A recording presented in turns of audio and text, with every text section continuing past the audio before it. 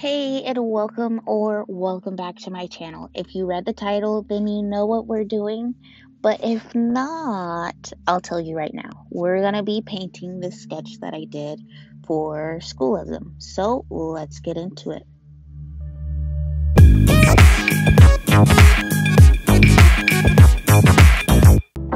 First things first, I am going to be picking my base color, and since this is a black and white portrait, of course I'm going to go towards the grayscale. I'm going to start out by outlining his entire body, so that way I can just kind of make sure that I'm not going outside of the lines. I did try to use the color bucket to just drop it in, but there were spaces in between the line that I made and then also where I filled it in. And it didn't really matter if I moved the slider from left to right when you drop it in. So I decided to go ahead and paint it in by hand.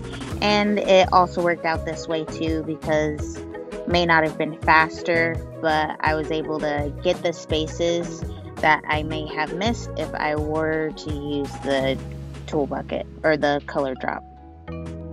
Now I'll be adding in some highlights, just kind of like a mild tone highlight. I'll go back later and add in higher highlights and darken up the face a little bit. But for right now, I wanted to get some of the areas that were already highlighted in the portrait so that it made it easier whenever I went in and added in my shadows.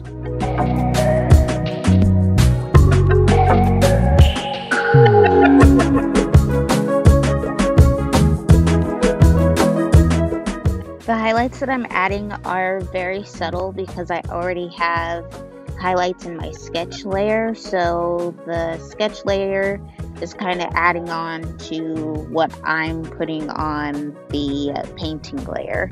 So right now I'm using a clipping mask so that I don't go outside of my original flat color base, and that way if I go outside of it, it won't show up outside of the portrait. So I am working on the nose right now and kind of giving it form, and a lot of the time the nose is what I work on first so that I can kind of line up the mouth and the eyes with it. If I know that the nose looks good, then everything else will kind of line up into place. So I also lowered the opacity, which is just the lightness and the darkness of the sketch. I lowered it so that I can focus on adding sharper lines in my painting so that the form of the face actually comes together. Because if I leave my sketch too bright, then I'm going to be missing some minor details in the face and it'll start to look flat. And at this moment I am adding in some shadows. I already did it to the neck, and now I'm just going around the nose and the eyes and the cheekbones, and again just trying to get the form of the face to really come alive, because in my sketch I can see that form, but it's a little bit harder with painting because you have to build up those layers to really make sure that the form of the face comes together.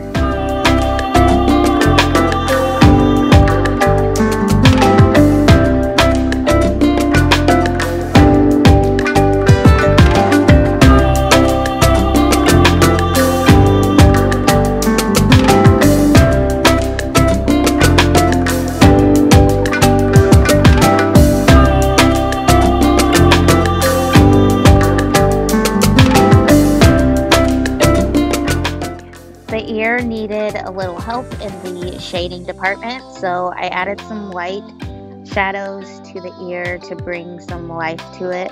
And then that way, if I build up my painting to a point where I can take the sketch layer off, then I can go in deeper once again so that I can get those small details. And again, like I said before, bring the portrait to life without the sketch.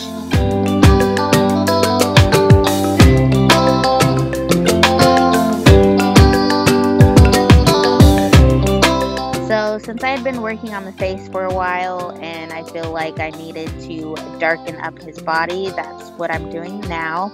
I also wanted to darken up his body because I can't get very accurate shadows in his face if his body is too light, because I'll be going off of his body to figure out how deep I need to make the shadows on his face. Some of the shadows on his body are the same shade as like his chin, or right in between his eyes, or like the very top of the, what am I trying to say?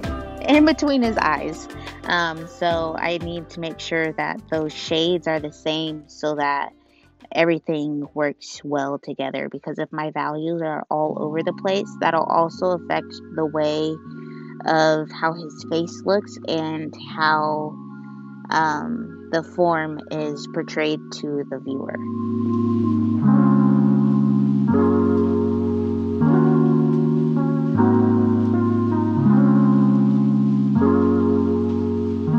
And once again, I'm adding in some more highlights to his nose. It didn't look quite bright enough after I shaded in his body and added a little bit of shadow right underneath his nose. So I wanted to add in a few more highlights just to bring his face to life.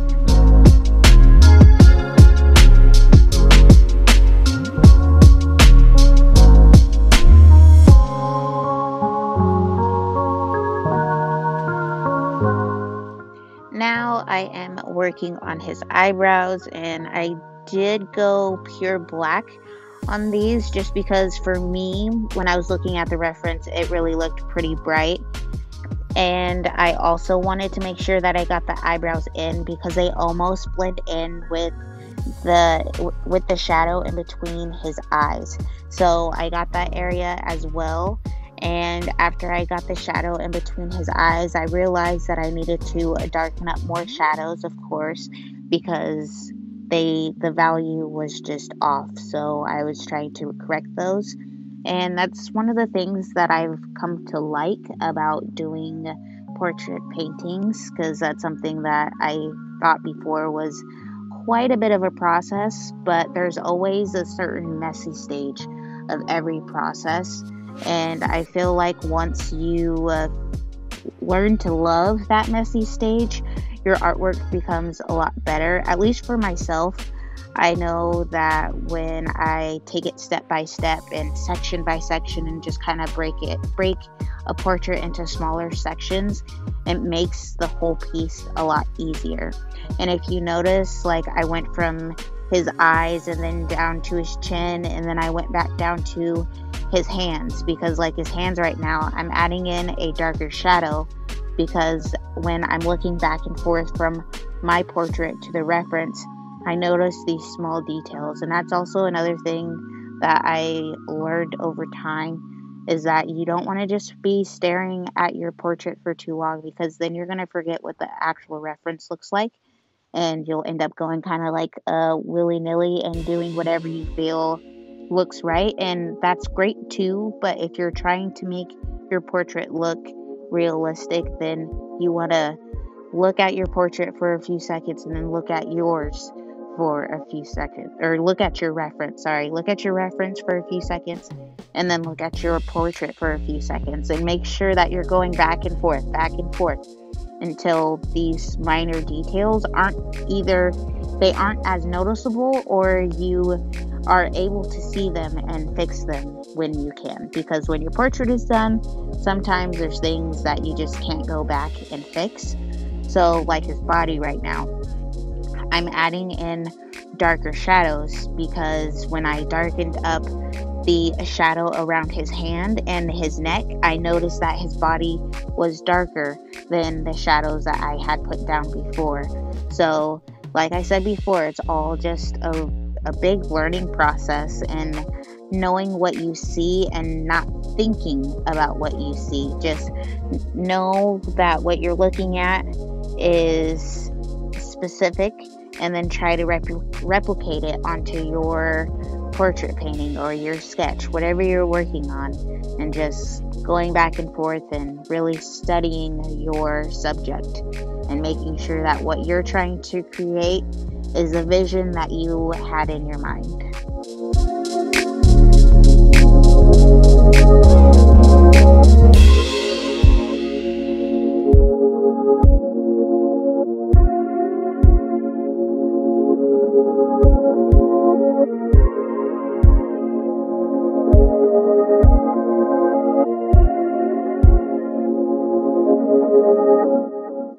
And once again, I'm working on his ear, just trying to get those small details. And if you notice, this is actually the first time I've zoomed in on my portrait.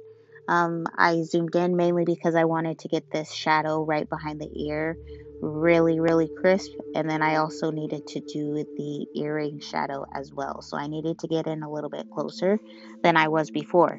But my whole point is the whole reason that I keep my canvas as far away as I can, I am able to get those details without really getting too close to them, because if I'm too close, then I don't really see the whole big picture.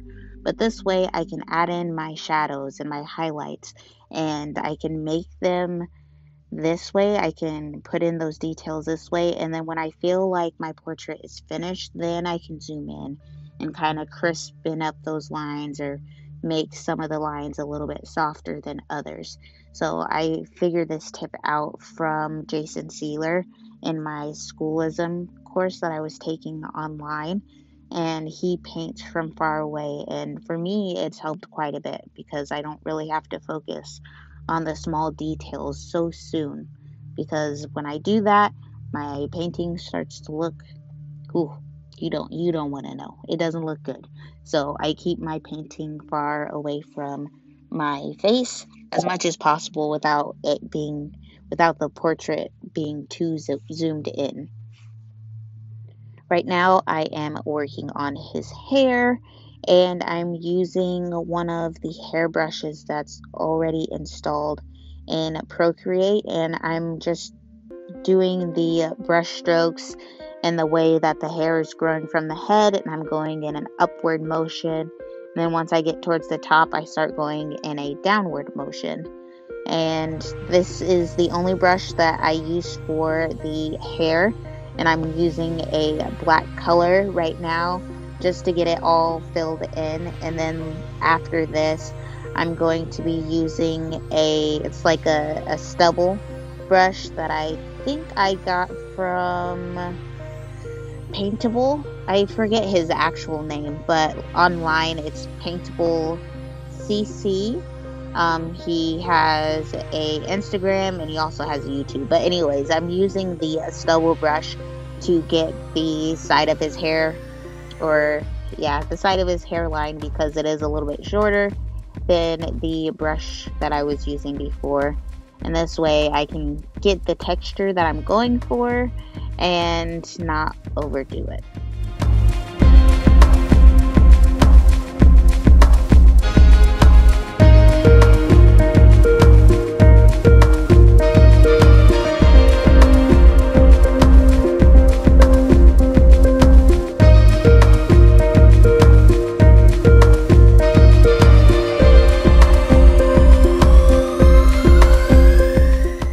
Alright, well, I think I have put the hand off for long enough. So I made a new layer, and then I chose a slighter darker gray than what the skin tone already is. And I outlined the hand so that it was on top of his body, because the layer that I'm using is above the painting sketch that I've been working on this entire time. So I will start by adding in the deep shadows, and then I'll work my way up to lighter shadows. And right now I'm just trying to find the shapes that I can see in the reference, and I am just marking them on his hand, and I'm just taking it step by step.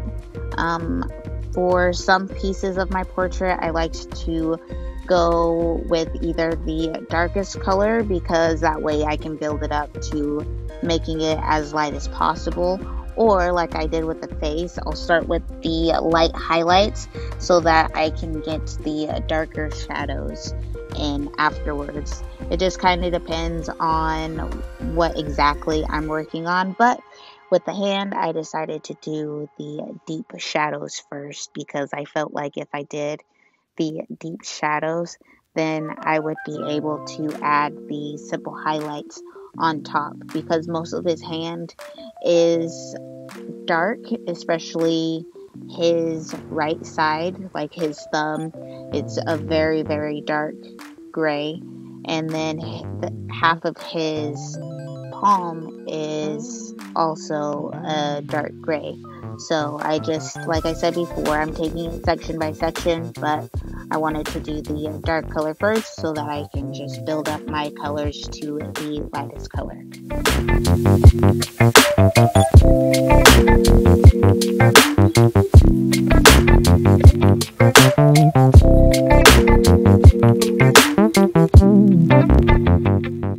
For his hand, I did bring up the sketch layer again because I wanted to make sure I was actually drawing the fingernails in the right place and the knuckles in the right place, because that's one of the whole reasons I do a sketch first, because it helps me in the painting process.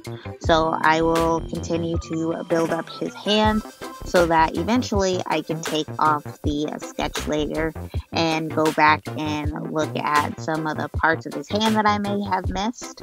Like right now, I am going back and I'm trying to get his nails. That's why I zoomed in, because I honestly couldn't see from the angle that I was sitting. So I zoomed in on his nails and I tried to make those look a little bit better than what they did before. And this way I can kind of, clean up the fingernails a little bit so that when people do zoom in, it doesn't look all crazy. And see, I had thought that I was all finished, but I'm finding like little details that I've missed in my portrait compared to the reference. So I'm just going back and adding in some more mid-tones and some highlights into the hand.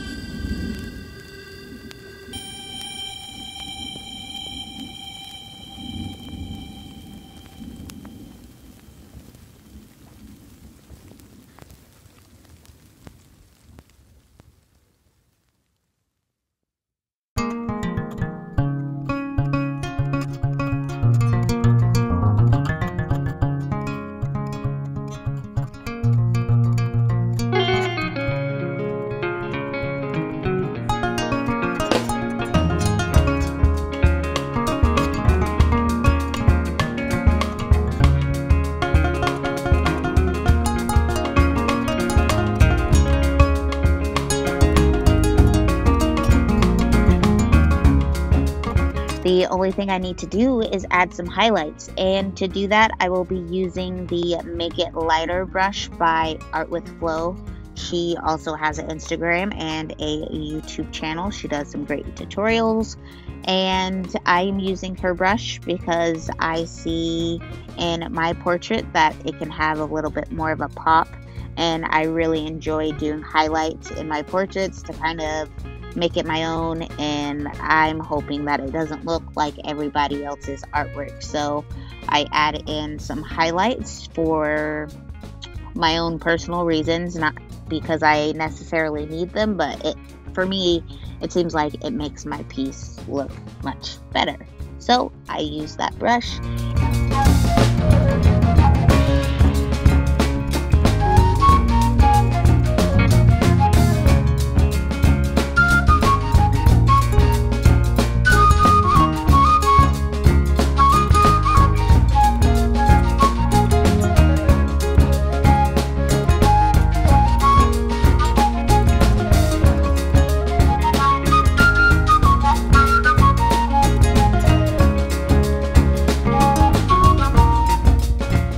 If you have made it this far, I am so happy because I kind of feel like I rambled on a little bit in this video, and I feel that way because normally I write down what I'm going to say when I record these videos, but this time I just kind of, winged it, and for me, I really enjoyed it.